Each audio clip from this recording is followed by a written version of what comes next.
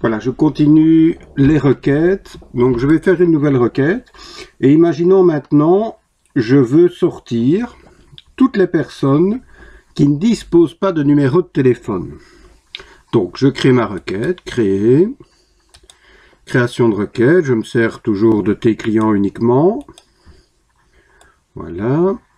Alors, bon, je vais insérer le nom, l'adresse, code postal et ville. Et naturellement, j'ai besoin du champ téléphone. Et alors, ce que je peux mettre dans la ligne des critères en dessous de téléphone, c'est le critère est nul. Nul avec deux L, pas de E.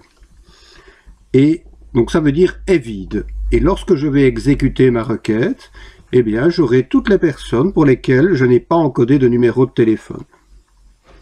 Petite remarque, si on veut l'inverse, donc si je veux sortir celles pour lesquelles je dispose d'un numéro de téléphone, eh bien le critère à mettre à ce moment-là, c'est est pas nul.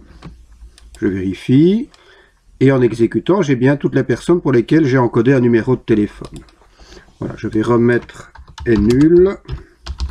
Je vais sauvegarder ma requête, et je vais l'appeler R téléphone vide.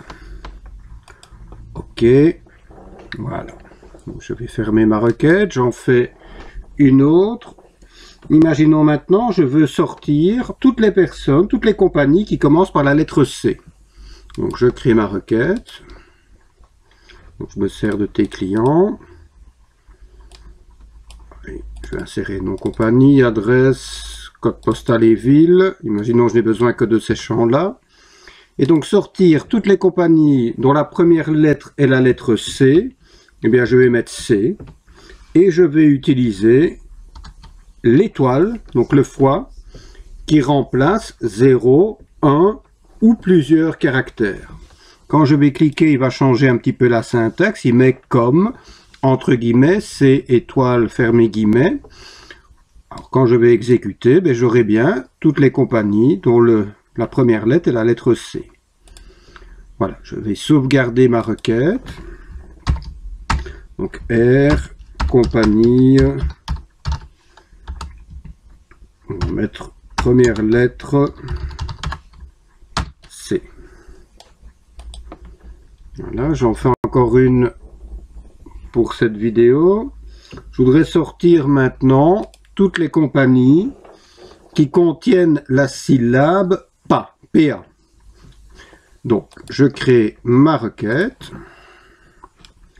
Toujours tes clients. Je vais insérer nom compagnie, adresse, code postal et ville.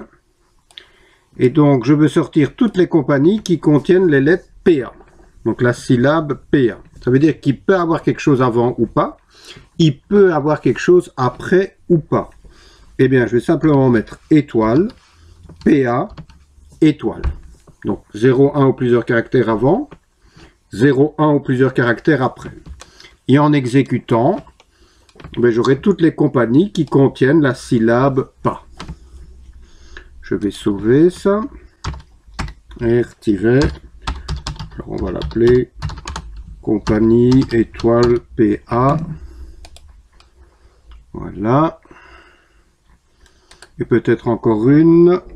Je vais maintenant sortir toutes les compagnies dont la deuxième lettre est la lettre O. Donc toutes les compagnies dont la deuxième lettre est la lettre O.